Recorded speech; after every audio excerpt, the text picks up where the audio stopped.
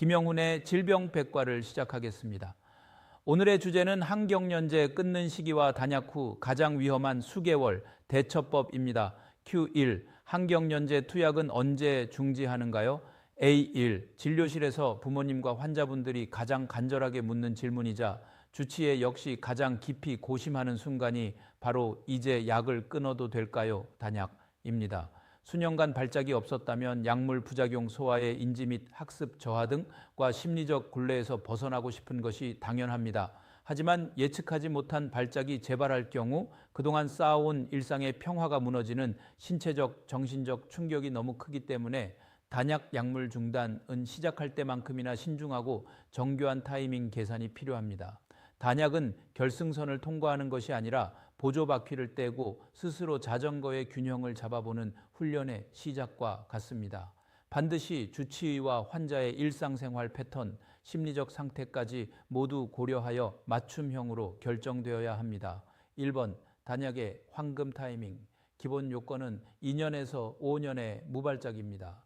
뇌전증 약을 끊기 위한 가장 기본적인 전제 조건은 항경련제 복용 중 최소 2년에서 5년 이상 단 한 번의 발작도 없는 상태 관해가 유지되는 것입니다. 자가제한 뇌전증, 구양성 뇌전증, 소아결신 뇌전증이나 롤란딕 뇌전증, 중심측두부 극파를 보이는 소아뇌전증처럼 성장에 따라 자연스럽게 치유되는 증후군이라면 성인보다 훨씬 빠르고 적극적으로 약물 중단을 고려할 수 있습니다.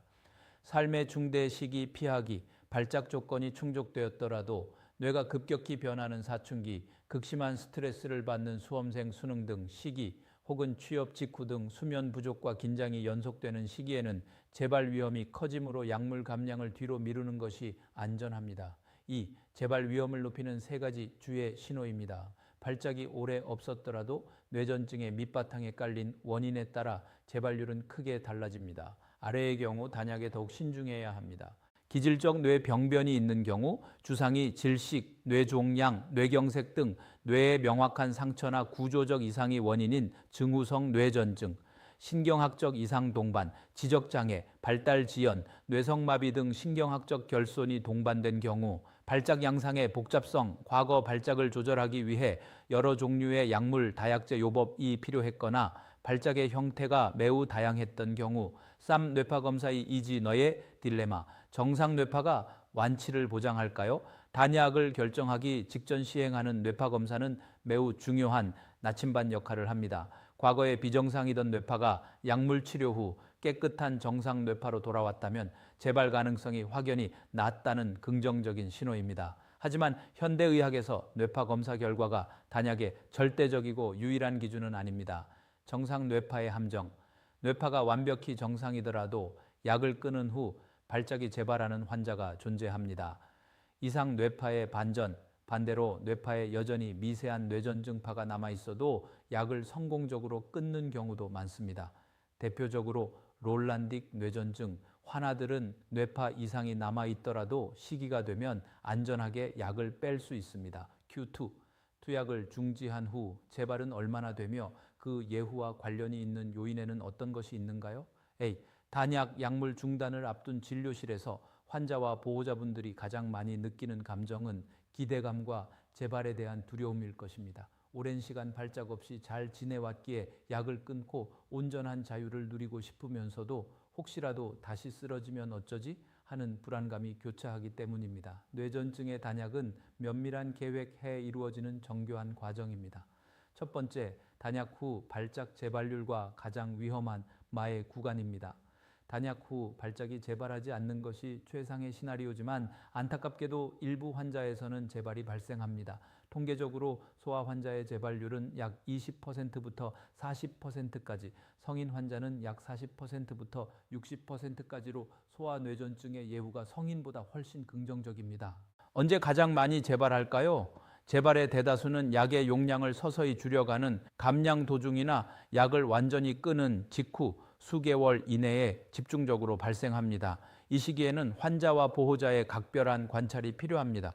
언제쯤 안심할 수 있을까요? 약물 중단 후 시간이 경과할수록 재발 확률은 가파르게 감소합니다. 특히 단약 후 2년이라는 시간이 무사히 지나가면 이후 다시 발작이 일어날 위험성은 거의 사라졌다고 보아도 무방합니다. 2. 가장 중요한 원칙, 함께하는 결정, 쉐어드 디시전 메이킹입니다.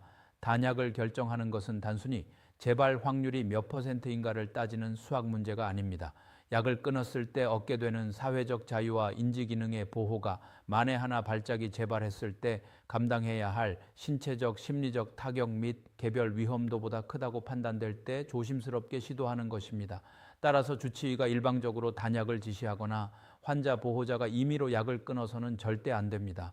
주치의의 객관적인 의학적 판단과 환자 및 가족이 처한 심리적 슬래시 환경적 상황을 종합적으로 조율하여 모두가 동의하는 시점에 신중하게 결정하는 것이 현대 뇌전증 치료의 핵심 원칙입니다. 롤란딕 뇌전증의 단약에 대하여 말씀드리겠습니다. 롤란딕 뇌전증 양성 롤란딕 뇌전증 BECTS은 소화기 뇌전증 중 가장 흔하며 아이의 뇌 발달과 성숙에 따라 청소년기 보통 14에서 16세를 기점으로 대부분 자연적으로 소실되는 예후가 매우 좋은 질환입니다. 따라서 적절한 시기에 단약 항경련제 투여 중단은 치료 과정에서 자연스럽고 궁극적인 목표가 됩니다. 1번 단약을 고려하는 전제 조건 크라이테리아 포 타핑입니다. 충분한 무발작 기간, 가장 중요한 기준은 임상적인 발작 클리니컬 시저의 완전한 소실입니다. 일반적으로 항경련제를 복용하면서 최소 2년 이상 발작이 전혀 없을 때 단약을 적극적으로 고려합니다. 연령 및 뇌 발달 단계, 롤란딕 뇌전증의 자연 소실 시기인 사춘기 전후 12세부터 15세까지에 도달했는지도 중요한 판단 기준이 됩니다. 이 뇌파 이지 소견의 해석입니다. 임상 증상 대 뇌파 소견, 뇌파의 완전한 정상화가 단약의 절대적인 필수 조건은 아닙니다. 실제 임상에서는 발작이 완전히 사라진 후에도 한동안 뇌파상 중심측 두부 극파 센트로템포럴 스파이크 3가 잔존하는 경우가 흔합니다. 임상적 호전이 뇌파의 호전보다 먼저 나타나는 경향이 있습니다.